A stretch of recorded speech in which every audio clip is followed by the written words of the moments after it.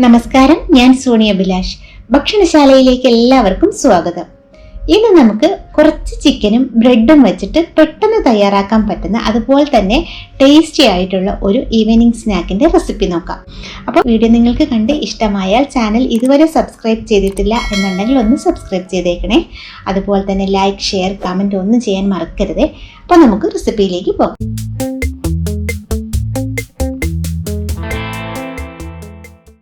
ആദ്യം നമുക്ക് ചിക്കൻ ഒന്ന് മസാല തേച്ചെടുക്കാം. അതിനായി 1 ടേബിൾ സ്പൂൺ ഉണക്കമുളക് ചതച്ചത്, 1 ടേബിൾ സ്പൂൺ പച്ചമല്ലി ചതച്ചത്, 1 ടീസ്പൂൺ കുരുമുളക് ചതച്ചത്, 1 ടീസ്പൂൺ പെരുംജീരകം ചതച്ചത്, 1/2 ടീസ്പൂൺ മഞ്ഞൾപ്പൊടി, 1/2 ടീസ്പൂൺ ഗരം മസാല പൊടിച്ചത്, 1 ടീസ്പൂൺ ചെറുനാരങ്ങ നീര്, 1/2 ടേബിൾ സ്പൂൺ വെജിറ്റബിൾ ഓയിൽ. ഇതെല്ലാം കൂടി ചേർത്ത് നന്നായിട്ട് ഇളക്കി യോജിപ്പിച്ചതിന് ശേഷം ഇതിലേക്ക് 1 ടീസ്പൂൺ പാപ്രിക്ക പൗഡർ, അതല്ലാന്നുണ്ടെങ്കിൽ കാശ്മീരി ചില്ലി പൗഡർ ആയാലും കുഴപ്പമില്ല. നന്നായിട്ട് ഇളക്കി യോജിപ്പിച്ചതിന് ശേഷം 400 ഗ്രാം ബോൺലെസ് ചിക്കൻ, കഴുകി ക്ലീൻ ആക്കിയിട്ടുള്ള ചിക്കനിലേക്ക് മസാല ചേർത്തു. ഇതിലേക്ക് 1 ടീസ്പൂൺ പച്ചമുളക് ചതച്ചത്, 1 ടേബിൾ സ്പൂൺ ഇഞ്ചി വെളുത്തുള്ളി പേസ്റ്റ്, 2 ടേബിൾ സ്പൂൺ തൈര്, പാകത്തിന് ഉപ്പ്, ഇതെല്ലാം കൂടി ചേർത്ത് നന്നായിട്ടൊന്ന് ഇളക്കി യോജിപ്പിച്ചതിന് ശേഷം അരമണിക്കൂർ നമുക്കിതങ്ങോട്ട് മാറ്റി വയ്ക്കാം. ചിക്കൻ്റെ പീസസിലെല്ലാം മസാലയൊക്കെ നന്നായിട്ടൊന്ന് പിടിച്ച് കിട്ടുന്നതിന് വേണ്ടി നമുക്കതങ്ങോട്ട് മാറ്റി വയ്ക്കാം. ഇനി ഈ ചിക്കൻ നമുക്കൊന്ന് ഫ്രൈ ചെയ്തെടുക്കണം. ഡീപ്പ് ഫ്രൈ ഒന്നും ചെയ്യേണ്ട, ജസ്റ്റ് ഒന്ന് ഒരു ഷാലോ ഫ്രൈ മതി. അതുകൊണ്ട് തന്നെ കുറച്ച് ഓയിൽ മതി. 2-3 ടേബിൾ സ്പൂൺ ഓയിൽ ഒഴിച്ചൊന്ന് ചൂടായി വന്നപ്പോൾ നമ്മുടെ മാരിനേറ്റ് ചെയ്ത് വെച്ചിട്ടുണ്ടായിരുന്ന ചിക്കൻ എല്ലാം തന്നെ അതിലേക്ക് ഇട്ട് ചെറിയ തീയിൽ വെച്ചിട്ട് 2 സൈഡ് നന്നായിട്ടൊന്ന് മൊരിഞ്ഞു വരുന്നത് വരെ, അതായത് ചിക്കൻ നന്നായിട്ടൊന്ന് കുക്കായതിനു ശേഷം 2 സൈഡും ജസ്റ്റ് ഒന്ന് മൊരിഞ്ഞു വരുന്നത് വരെ ഒന്ന് ഫ്രൈ ചെയ്തെടുക്കാം. ഒരുപാടങ്ങ് ഹാർഡായിട്ടങ്ങ് ഡീപ്പായിട്ടങ്ങ് ഫ്രൈ ആക്കി എടുത്തു കഴിഞ്ഞാൽ നമ്മുടെ ചിക്കൻ്റെ പീസസൊക്കെ ഒത്തിരി അങ്ങ് ഹാർഡായി പോകും. 2 സൈഡ് നന്നായിട്ടൊന്ന് മൊരിഞ്ഞു വന്നപ്പോൾ ഞാനിത് ഓയിലിൽ നിന്ന് എടുത്ത് മാറ്റിയതിന് ശേഷം ഇതൊന്ന് ഷ്രെഡ് ചെയ്തെടുക്കുന്നു. ഇങ്ങനെ ഒന്ന് പിച്ചെടുക്കുന്നുണ്ട് കേട്ടോ. നന്നായിട്ടൊന്ന് തണുത്ത് വരട്ടെ. അതിനുശേഷം നമുക്കിത് പൊടിച്ചെടുക്കാം. ഇനി നമുക്ക് ബാക്കി ഉണ്ടായിരുന്ന ഓയിലിലേക്ക് 1/4 ടീസ്പൂൺ പെരുംജീരകം, 1 ടീസ്പൂൺ ഇഞ്ചി, വെളുത്തുള്ളി, പച്ചമുളക് എല്ലാം ഓരോ ടീസ്പൂൺ ചെറുതായി അരിഞ്ഞതും കൂടെ ചേർത്ത് നന്നായിട്ടൊന്ന് വഴറ്റിയെടുക്കാം. ഇതിലേക്ക് 1 തണ്ട് കറിവേപ്പില അരിഞ്ഞത് കൂടെ ചേർത്ത് കൊടുക്കാം. ഇഞ്ചിയും വെളുത്തുള്ളിയും പച്ചമുളകൊക്കെ നമ്മൾ നേരത്തെ ആ മസാല ചേർത്തിരുന്നോട്ട് കുറച്ച് ചേർത്താൽ മതി കേട്ടോ. ഇതിലേക്ക് 1 കപ്പ് ചെറുതായി അരിഞ്ഞെടുത്തിട്ടുള്ള സവാള കൂടി ചേർത്ത് നന്നായിട്ടൊന്ന് വഴറ്റിയെടുക്കണം. അതിന് വേണ്ടിയിട്ട് നമുക്കൊരല്പം ഉപ്പും കൂടെ ചേർത്തൊന്ന് പെട്ടെന്ന് തന്നെ വഴറ്റിയെടുക്കാം. ഒരു 2 മിനിറ്റ് ഒന്ന് അടച്ചു വെക്കുമ്പോൾ സവാള പെട്ടെന്ന് തന്നെ കുക്കായി കിട്ടും. ഒക്കെ നന്നായിട്ട് വഴന്ന് വന്നിട്ടുണ്ട്. ഇതിലേക്ക് നമുക്കിനി ചിക്കൻ മാരിനേറ്റ് ചെയ്യാൻ വേണ്ടിയിട്ട് നേരത്തെ നമ്മൾ തയ്യാറാക്കി എടുത്തിട്ടുണ്ടായിരുന്ന മസാലയില്ലേ, അതിൻ്റെ ബാക്കി ഉണ്ടായിരുന്ന ആ ഒരു മസാല തന്നെയാണ് നമ്മൾ ഇതിലേക്ക് ചേർത്ത് കൊടുക്കുന്നത്.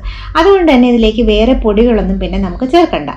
നന്നായിട്ട് ഇതിൻ്റെ മസാലയും കൂടെ നന്നായിട്ടൊന്ന് ചേർത്ത് ഇളക്കി യോജിപ്പിച്ചതിന് ശേഷം 1 തക്കാളിയുടെ പകുതി ചെറുതായിട്ട് അരിഞ്ഞതും കൂടെ ഞാനിതിലേക്ക് ആഡ് ചെയ്തിട്ടുണ്ട്.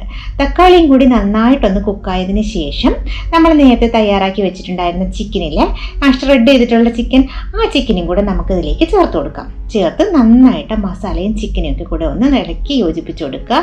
അതിനുശേഷം ഒരു 2 മിനിറ്റ് അടച്ച് ചെറിയ തീയിൽ വെച്ചതിന് ശേഷം നമുക്ക് ഈ മസാല മാറ്റി വയ്ക്കാം.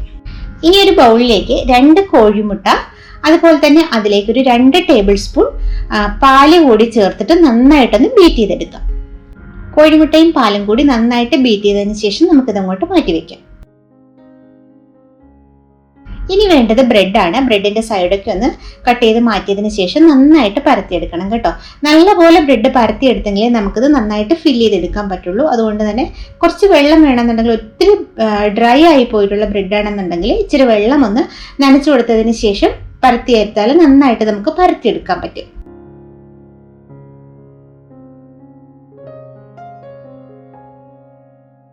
നമ്മൾ നേരത്തെ തയ്യാറാക്കി വെച്ചിട്ടുണ്ടായിരുന്ന ചിക്കൻ്റെ ഒരു മസാലക്കൂട്ടില്ലേ, അത് വച്ചതിന് ശേഷം ബ്രെഡിൻ്റെ 4 സൈഡും നല്ലപോലെ അങ്ങ് നനച്ചു കൊടുക്കുക. നന്നായിട്ട് നനച്ചു കൊടുക്കുക. വെറുതെ വെള്ളത്തിൽ തന്നെ, വെള്ളം കൊണ്ട് തന്നെയാണ് നനച്ചു കൊടുത്താൽ മതിയാകും. അതിനുശേഷം നമുക്കിതങ്ങ് ഒട്ടിച്ചെടുക്കാം. എല്ലാ സൈഡും നന്നായിട്ട് ഒട്ടി വന്നിട്ടുണ്ട്.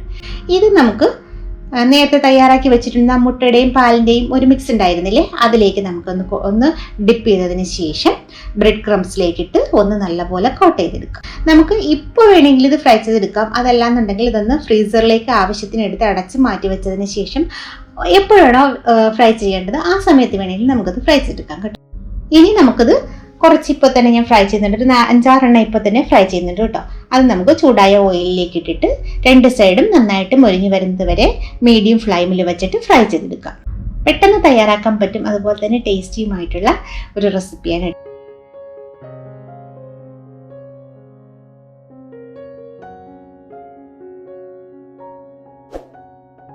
ഒരു 5-6 ഞാനിപ്പോൾ ഫ്രൈ ചെയ്തെടുത്തിട്ടുണ്ട്, ബാക്കിയൊക്കെ മാറ്റി വെച്ചിട്ടുണ്ട്. നിങ്ങൾക്ക് ഇഷ്ടമായെങ്കിൽ ട്രൈ ചെയ്ത് നോക്കണം, ഫീഡ്ബാക്ക് അറിയിക്കാൻ മറക്കരുത്. അപ്പോൾ അടുത്തൊരു റെസിപ്പിയുമായി നമുക്ക് വീണ്ടും കാണാം. താങ്ക്